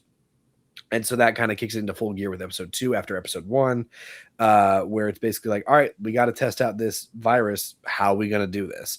And it creates a very hilarious, while at the same time, very kind of, I'm not going to lie, circumstantial, very coincidental set of circumstances. Like Soldier Boy just happening to find the car that Butcher's driving and then perfectly throw his shield through it. Like, it's not the fact that he throws his shield through it. It's the fact that he just perfectly finds Butcher like it's nothing. Which is really funny to me. And then, overall, it's a good start to a final season. And obviously with a huge cliffhanger of being that the virus that they've spent all this time on, it just straight up doesn't work. So that's going to be a huge factor later on. Yeah.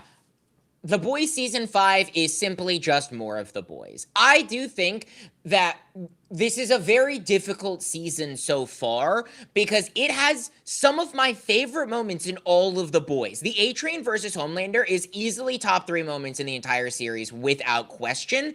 It also has some of the lowest lows without question. Kimiko, shut up, stop talking, Also, stop fucking Frenchie every 30 seconds. It is literally the most annoying thing in the world. I mean, no offense to the actress, by the way. Like, it's not like her voice or anything. I just don't like Kimiko talking, and also talking like a chronically online teenager. I think it completely ruins her character. I don't like it. It really detracts from one of my favorite characters in Kimiko.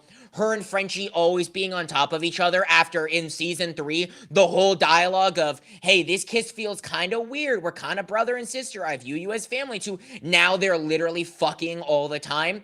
Really bad. I genuinely hated every time that was happening, and I just kind of scoffed at it. But again, you have the A-Train stuff. You have the Homelander dialogue when one of my favorite jokes when Homelander finds out what MM's nickname means. I was giggling my ass off. It was so funny.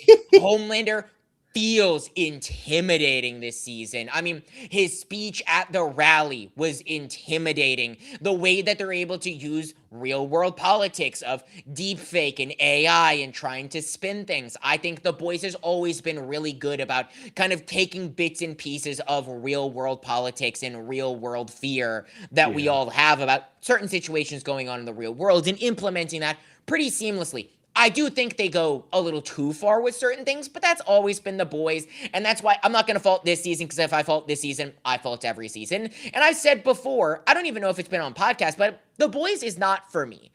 I think it has some of the best acting in any television shows ever. I think some of the writing is really good. I just think that it's really hard to watch, and this season is just kind of off to the same thing. That's why I said it's more The Boys, but it has some really high highs and some really low lows. And if you like The Boys, I think you're gonna like it.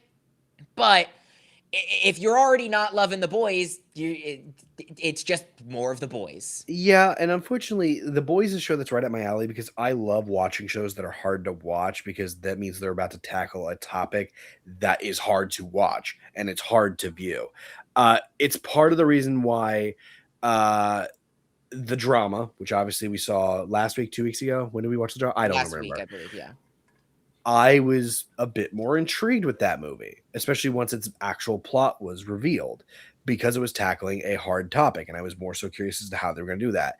The Sopranos, Breaking Bad, Succession's a huge one, are all shows that are exceedingly hard to watch because the characters make choices and they have character flaws that make it such a hard show to watch and make it a interesting experience to enjoy. Almost to the point where it's like you don't want to root for these people because they're just as bad as the people they're up against or something. It's something that I love in a TV show, and it's a plot element that I love, which is why I think I really enjoy this show. I'll touch on this first, just because I kind of agree with you a little bit. I didn't hate the Frenchie Kimiko relationship. I actually liked what we're doing with season 5. They set it up perfectly clear in season 4 for this to be the correct logical thing to be in season 5. I understand why you don't like it, but I will say I agree with you about Kimiko. I do feel like her character's taking like a little bit of a backstep here. Yeah. The fact that she's talking and talking like a chronic, like they literally had a comment about like, oh, I learned to talk from, yes, a speech therapist, but also mainly from being chronically online and on TikTok. Right. That's so not her character at Correct. all. Like they have fundamentally changed Kimiko.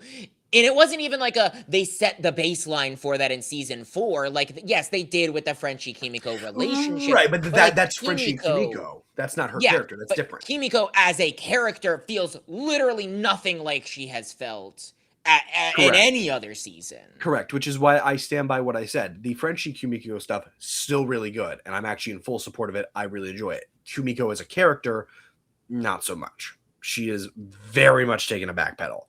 I just don't like with the Frenchie Kimiko stuff, like there isn't any stuff. It's just them fucking and making out. There is no stuff there. There's no substance. It's just them being on top of each other. And it's funny once or twice, but like when they're literally being shot at by lasers with Homelander and they can't get off of each other, or they're in the hole or in the constant, like all of these things, I'm like, come on guys. Like it was funny once or twice.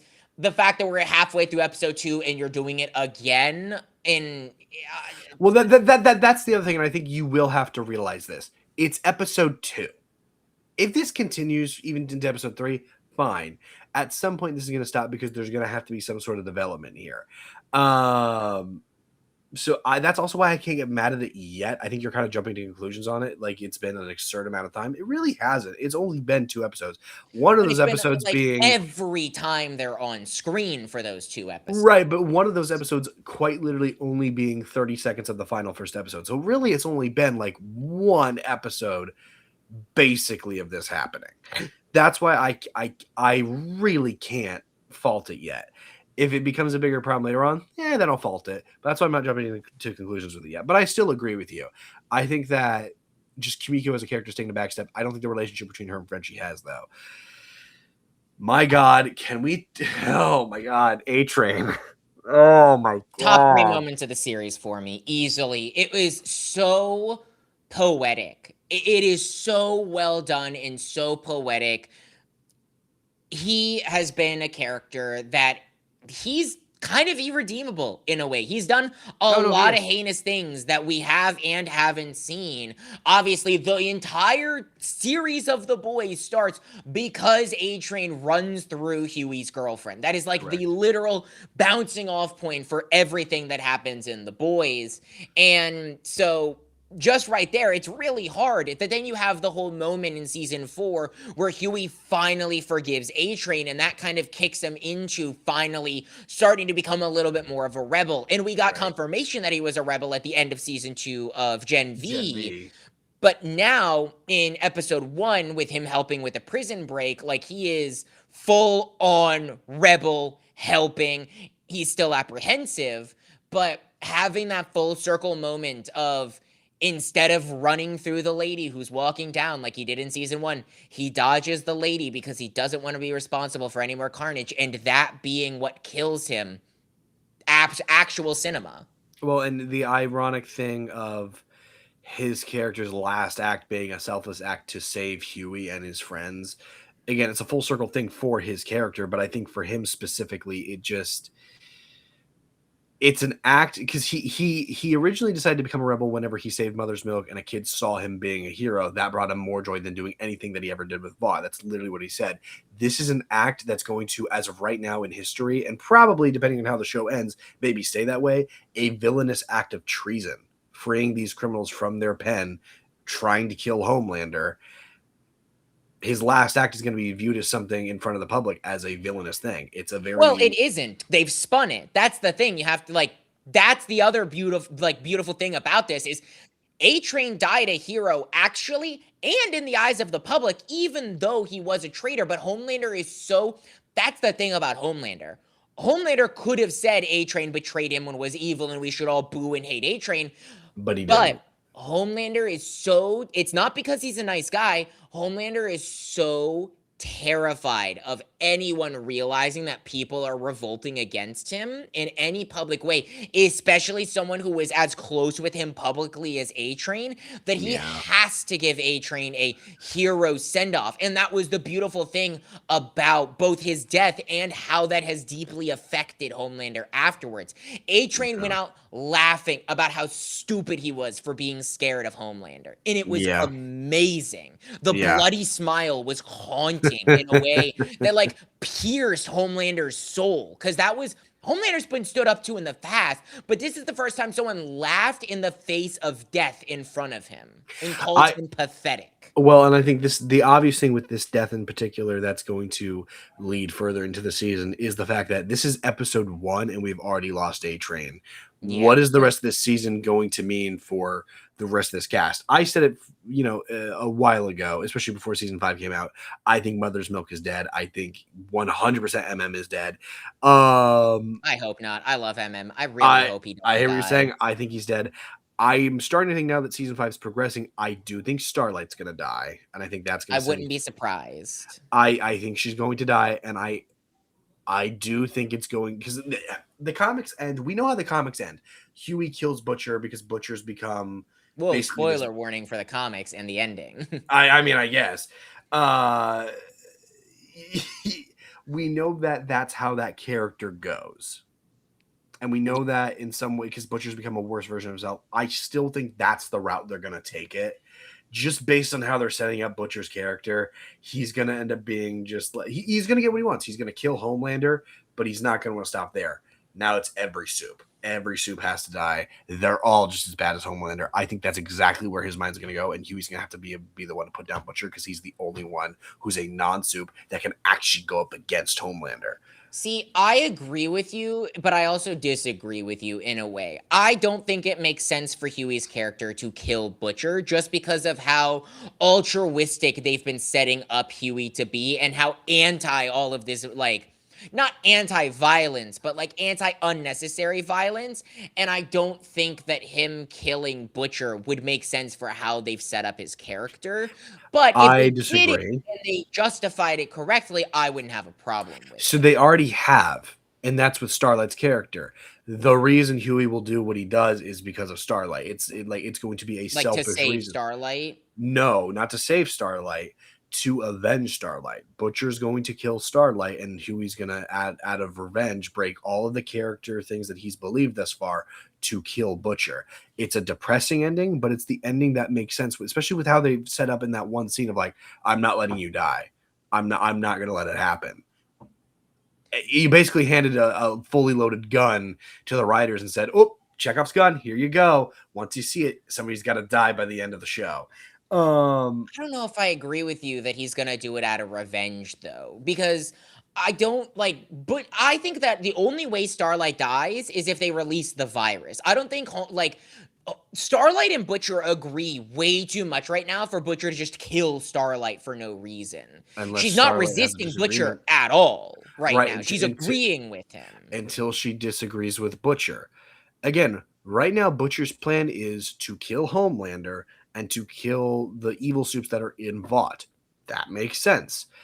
I'm saying that Butcher's plan, with how mentally unstable he is becoming, could be all soups need to die. Whoever But is in my Starlight way. agrees with that right now. That's the thing. Like right now, Starlight agrees with that and is hoping that happens. Like she wants to die because of the terrible things that she does and isn't trying to stop Butcher and literally has said like, "Oh yeah, like this is kind of the necessary evil." It's really just Huey, MM, and Frenchie that are fighting against this. Frenchie is only fighting against it because of Kimiko. MM is the most morally standing character in the series, and Huey is Huey.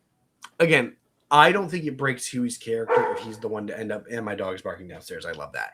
I don't think it breaks Huey's character at all if he's the one to put down Butcher because of a revenge thing. I don't think that that's far fetched to set up, especially when you have a lot of episodes. Like again, episode 2. There's so much story left to tell. You can There's 6 easily. episodes, but That's still a lot of story.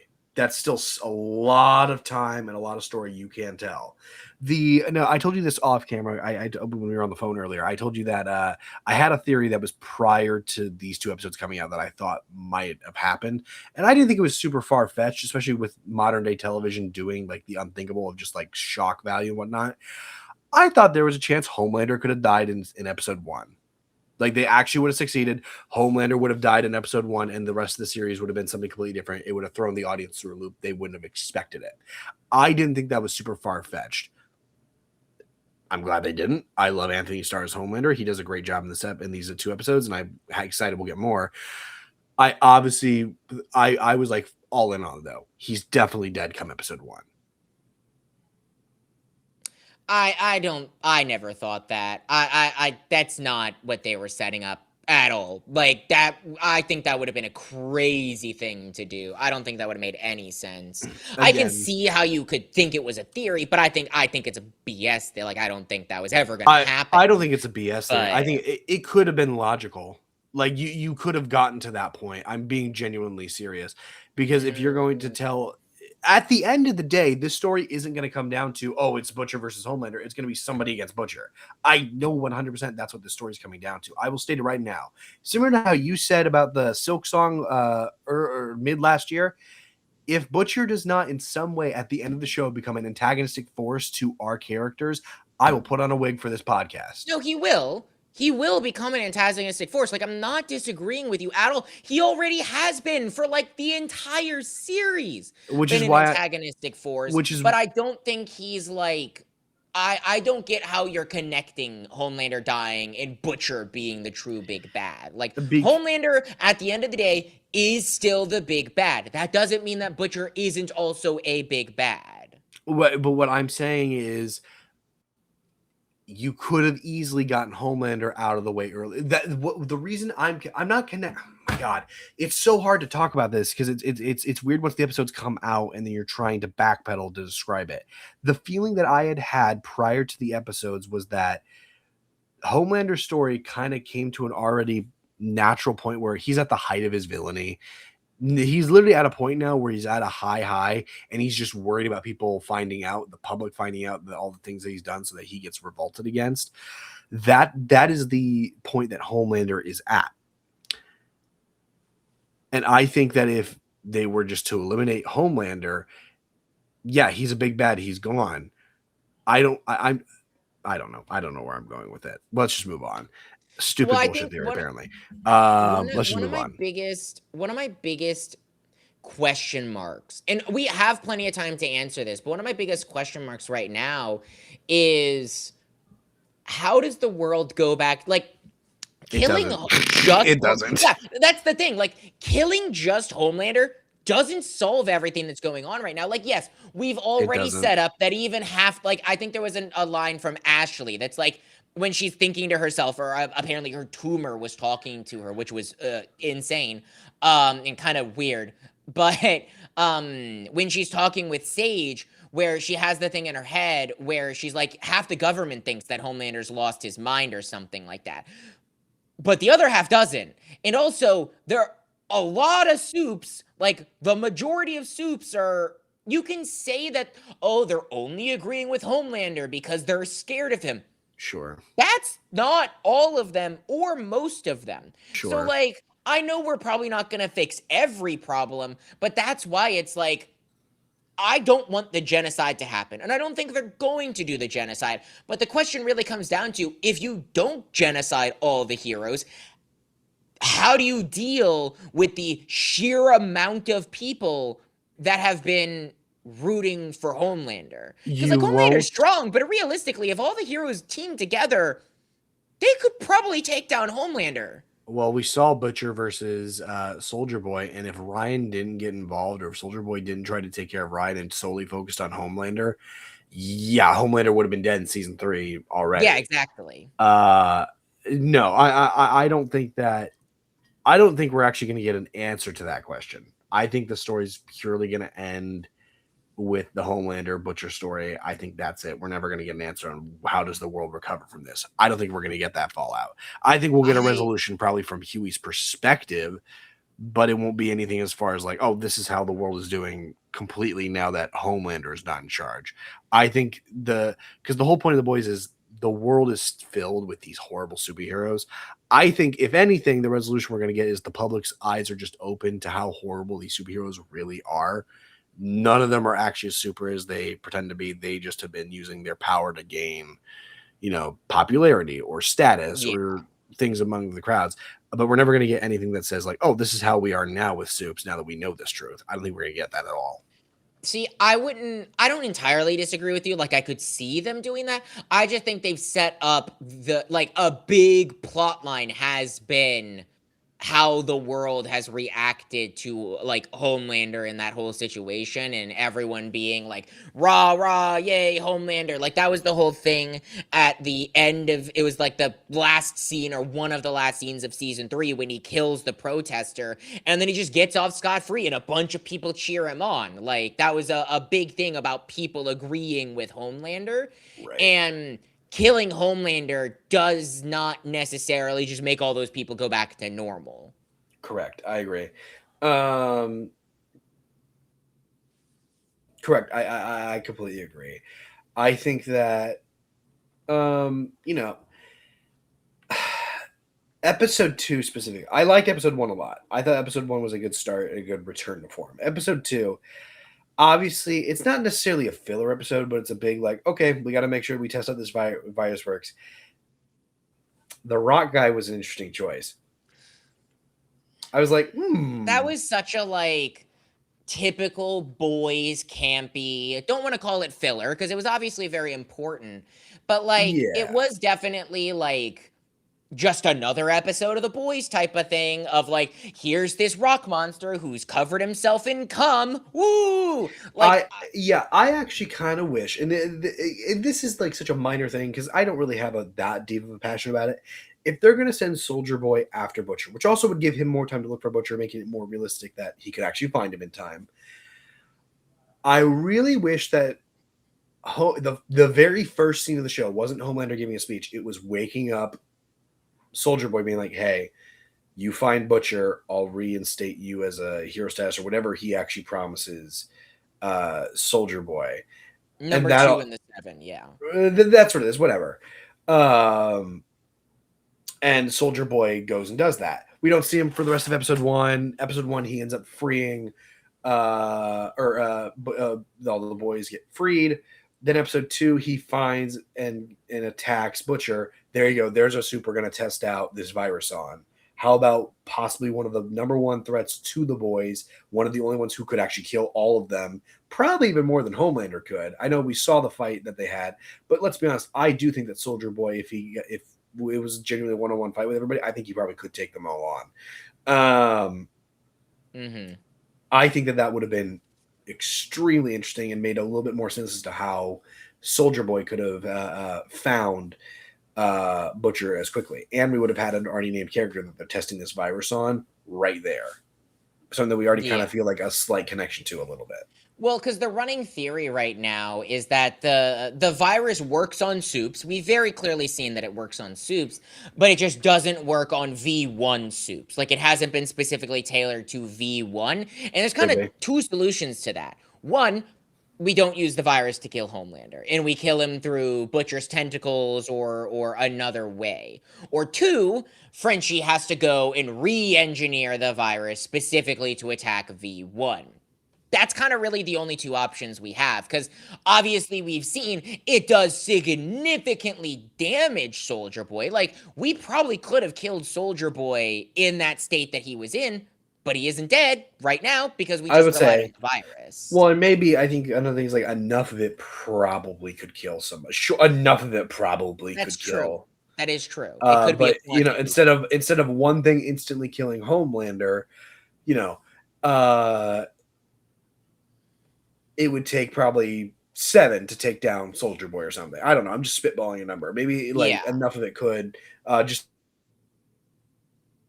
in the same way of like it could theoretically still kill a human. Basically, I don't know. You get what I mean. I know it doesn't kill humans, but you get what I mean.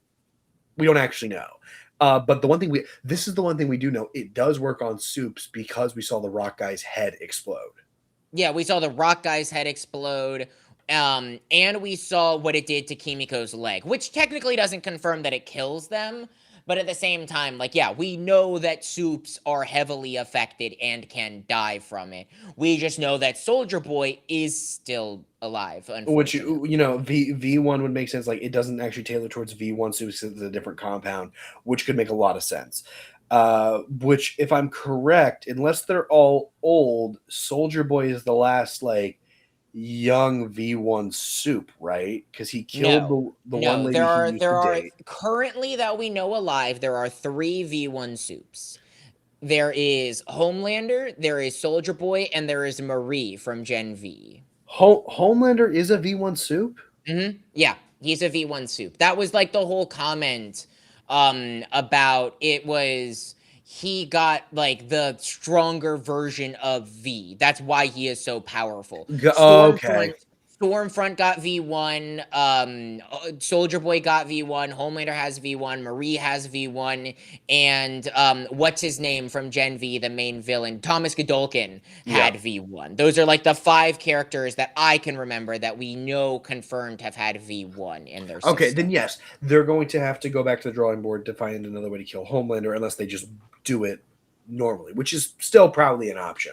Well, and I think, like, I know I've had this conversation with other people in Discord, but I'm curious your thoughts on this. Okay. Do you think that Marie will play a significant role in taking down Homelander? Because the entire purpose of season 2 of Gen V was that she could be as strong as Homelander because of the process that created her and the process that created Homelander. I mean, I think so. I think here's what I think is going to happen, because obviously at the end of season 2, they went to the Gen V cast with, "Hey, we need your help, whatever. Look, we're building a team. You should join us." We haven't Correct. seen them yet. They still could very well be a part of that team in some regard. I think the moment they find out that the thing didn't work, which it probably won't even be till the end of episode 3, that the virus didn't Yeah. work, at Yeah. least on V1 soups, and they need V1 blood, then they'll go to Marie and be like, "Hey, we need your blood. You've got the only thing," because V1 doesn't exist anymore. Not really. Correct. It's all gone. So where are they going to get it from? Somebody's blood. Whose blood could they get it from? Soldier Boys, Homelanders, or Marie. They're going to get it from Marie. It just makes the most logical sense, especially because she would be willing to just give her blood. Honestly, I didn't think about that. But actually, you could be right, where Marie isn't necessarily as involved necessarily in like blowing up Homelander's head, No. but I she can don't. Yeah. help basically make the chemical compound of the virus. Because, like, Gen V season 1 does play a pivotal role in the Boys seasons 4 and 5, because that's where we find out about the virus, which is like the entire conflict that's been going on the last 2 seasons with the Boys. Yeah. So if they were to just ignore the whole Marie thing, that would feel kind of weird. So I feel like they can't just ignore the Marie thing. Well, no, the other reason I don't think she's going to play that big of a part in it is because we know that Gen V season 3, which I don't know is the final season, but we are getting a Gen V season 3. And No, a we're lot of not. those. That hasn't been confirmed yet. Oh, that has hasn't been not confirmed yet. nope, Okay, maybe it that's has just a not rumor been then. confirmed, Never mind. no. Then I'm going to retort the statement I was about to make. Gen V characters could easily die this season then. And I hope not, but I wouldn't be surprised. We could easily see Gen V characters die. And honestly, they could play a bigger part. Like maybe after she gives blood, maybe they'll play a bigger part and some of them will come in. We obviously at the end of season 4 of the Boys, we saw, I don't remember what the characters' names, but we saw some of the Gen V characters come in to kidnap Frenchie, Kumiko. Yeah, it was Sam and Kate. We saw Sam and Kate at the end of season 4 that came in and kidnapped Frenchie and Kamiko. Like some of them are separate. They're playing by Homelander's rules. I wouldn't be surprised if the rest of them playing by the Rebels rules. Maybe they all go head to head. Again, this could easily be the Boys season 5 could easily be the big end for Gen V and for the Boys if there's no season 3 confirmed. I thought there was. I'm pretty sure that has basically been confirmed. Is that like this isn't just the final season of the Boys TV show? It's like the final, like this is gonna end everything, which is why I think like we have to see the Gen V characters again. Maybe they won't play the biggest role in the world, but I'd be shocked if we didn't get some sort of like conclusion to Marie being set up to be as strong as Homelander type of thing in season 2 of Gen V. Same as how the virus played a very big role in season 4 and season 5. As of April 2026, Gen V Season 3 has not officially been renewed by Prime Video, though showrunner Eric Kripke has confirmed plans exist and that renewal depends heavily on Season 2 viewership. The third season's plot and cast are expected to be dependent on the events of The Boys Season 5, making a 2027 or 2028 release likely if the show is renewed. Interesting. So there is no confirmation. But they're not saying no to it. The only thing they could really do with Gen V, though, is like Gen V Season 3, instead of the Boys covering the aftermath of the world, Gen V would just be how we answer the questions of how the world reacts to the events of the Boys. But even then, and as much as I know you like Gen V more than the Boys, at that point, why would we want a Gen V Season 3? Why would we honestly care to see what the world's like after? I genuinely don't. Why would I care to see that? The main storyline is ended. It's like if they did this is a horrible comparison because you're not going to get this. It's like if they did a show about Jesse Pinkman from Breaking Bad. I love Jesse Pinkman as a character, but why do I need to see where his aftermath goes? You've wrapped up his character perfectly fine. I know how it ends. It ends really well. Why go further down the rabbit hole and tell you another story that kind of feels needless? Which Breaking Bad did that. It was a very good movie, but very, very needless. And I've said that to this day as a Breaking Bad fan. Why would we want a Gen V season 3? Why would we want to continue the story if all they're going to do is tell what the world is like after the boys events? Just let it end with the boys. Yeah, no, I love Gen V, as you said. I think like Emma is my favorite character in all of the boys like verse, like even above characters in the boys. But at the same time, I do think that they could easily wrap up a lot of the character moments in the boys. However, I would understand if they didn't, just because then that kind of gets a lot and kind of messy, where you're having to wrap up certain character beats and moments and relationships in the boys that were set up in Gen V. However, I'm just saying, I'd be shocked, like shocked, if they didn't appear and at least have some sort of role of importance, at least one or two of them, like Marie, in this final season of The Boys, solely because of, one, the events of Gen V season 1 played a big part of The Boys season 4 and 5, and because specifically of what story they told in season 2 of setting up Marie to be Homelander level. Sure, right. I agree with that. But yeah, as far as like the Gen V cast goes, we'll see them obviously at some point because that was clearly set up in the season finale post-credit scene of season 2. That's my prediction for how they would come in is they need Marie's blood to actually make another substance or another virus that can actually kill Homelander. But we'll see if that actually comes true. Yeah. But yeah, overall, as far as like a start to the show, I think it's pretty good. Again, it's just more of the boys. I don't think if you didn't similar to if you didn't like the show in the begin with, this isn't going to revolutionize your opinion of the show. It's more of the same. But as somebody who's actually genuinely really enjoyed the show and liked the show from start to finish, I have no problem with it, and I actually think it's gearing towards a really interesting idea to take the season. Yeah, I mean, again, like you said it, like, and I already said it, like it has some really high highs, like the stuff they did with A Train, and it has some really low lows, like the stuff they're doing with Kamiko and Frenchie, and everything in between. Like, I'm not the biggest fan of Starlight's character this season. I do feel like it's kind of like a switch flip where like they set it up a little bit, but it does kind of feel like a very extreme thing to happen. But like, I'd be curious to see how they pay it off. And it's not, I will give them this. It is not a bad start to the season. It isn't. I don't think it's like blow your mind good, but it's not a bad start. It isn't. And if they continue on the trajectory that they're on now, I'm not gonna be upset. Like I won't hate it. Right.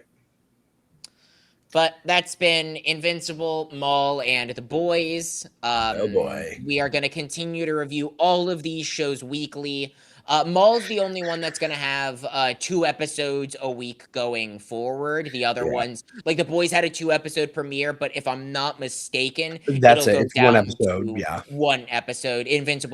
But Invincible is also going to be over in 2 episodes, so it's not like we're going to be going on forever. I think The Boys technically will be the last one to end, just because there's going to be 8 episodes of that. If I'm correct, I think The Boys won't actually end until, correct me if I'm wrong, I think the first week of June is actually when The Boys officially ends. I think it's about the first week of June, because Maul will end May the 4th, which is only a few weeks away. Invincible will end in 2 weeks, and then The Boys will have, it has 6 more episodes, so we got 6 more weeks of The Boys. So sometime in June, like start of June. At very end of May, start of June, so somewhere around there. Yeah, but next week, I mean, realistically, it's really just Invincible, Maul, and The Boys again. There might be 1 or 2 things we throw in there. I think there were some smaller movies that are coming out that I'll probably throw in there. I was originally going to watch The Mummy, and the reviews came out, and everyone hates it, and I don't want to watch it anyway, so we're not watching it. But if it is just The Boys, Invincible, and Maul again, it'll be fun. Sorry. Right. If there's more stuff to talk about, there's more stuff to talk about. But do you have anything to lead off this episode with? Big TV week. Very excited. I mean, great. We're so far surviving our month of hell when it comes to TV shows. We so far have not been beaten over the head with it. Spider Noir and Tales of 87, which actually, if you did not know, it's up to you if you want to book it or not. I'm not going to force you, but Tales of 87, all episodes are releasing in select theaters if you want to watch them in theaters. I already booked my ticket just because, like, I like going to the theaters. But that is something that's interesting, that I guess they probably saw enough success with the season finale of Stranger Things releasing in theaters that they're like, you know what? We're going to do it again. It's not going to be nearly as successful as, like, the ending of Stranger Things, not even remotely. No, But no. I actually do really like that Netflix is starting to do this more. Like, they did it for One Piece. I think the first 2 or 3 episodes of season 2 released in theaters for the season 2 of the live action. So if Netflix keeps doing this, I'm going to keep supporting it because I want them to keep doing stuff like this. Right. Yeah. Yeah. I don't know. I don't know where I was going with that. I almost had a thought and I didn't. Never mind. Please go ahead, Mr. Paraphrase. You having a thought?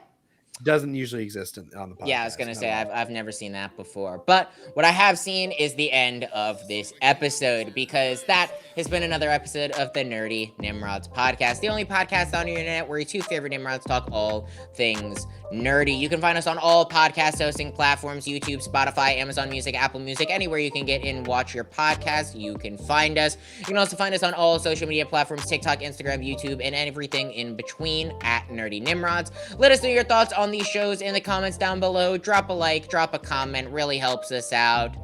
But the most important thing that'll help us out, and as we always say at the end of this episode, stay nerdy.